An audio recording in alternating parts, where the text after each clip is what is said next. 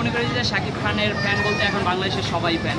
আসলে শাকিব খান যেভাবে দেশকে এবং দশকে ভালো এবং উন্নততর দেশের সাথে আমাদের দেশকে তুলনা করতেছে এবং আমাদের বাংলাদেশের নাম প্রেজেন্টেশন করছে, এটা হচ্ছে বড় ব্যাপার। আর যেভাবে বাংলাদেশ ইন্ডাস্ট্রিকে নিজেকে এগিয়ে নিয়ে যাচ্ছে, তো আসলে ভালো না বেশি উপায় নেই। আসলে শাকিব খানের জায়গায় যদি অন্য কেউ থাকতো যে না দেশকে এবং দশকে এবং বাংলাদেশ ফিল্ম ইন্ডাস্ট্রিকে নিয়ে চিন্তা ভাবনা করে, আমি মনে করি যে তাকেও আমরা ভালোবাসি। লিচু গানটা সম্পর্কে কিছু একটা লিচু গানটা অসাধারণ ছিল, অসাধারণ ভালো ছিল। আসলে এটা নতুনত্ব।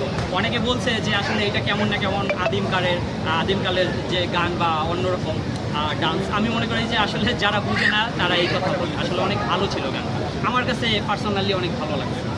একটা গানের মাধুর্য তো এক এক রকম হবে, ক্লাসিক রিমিক্স, এক একটা গানের মাধুর্য এক একটা।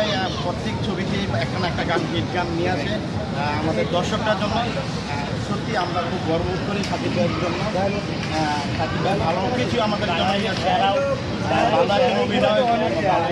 ডায়লগের যে গল্পের মধ্যে যে টুইটগুলো রাখছে, মানে এটাই মানে সবার জন্য আমি মনে করি যে সবাই আসুক, সিনেমা হলে আসুক, এসব ছবিটা দেখুক, দেখে তারপরে কাজ করুক।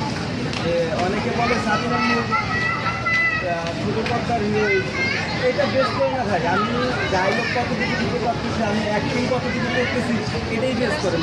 দর্শকের চায় যে বেস্ট অ্যাক্টিংটা আমি দেখি, বেস্ট গল্পটা চাই। সাবিনা নূরের সাথে কেমন লাগে? অনেক ভালো।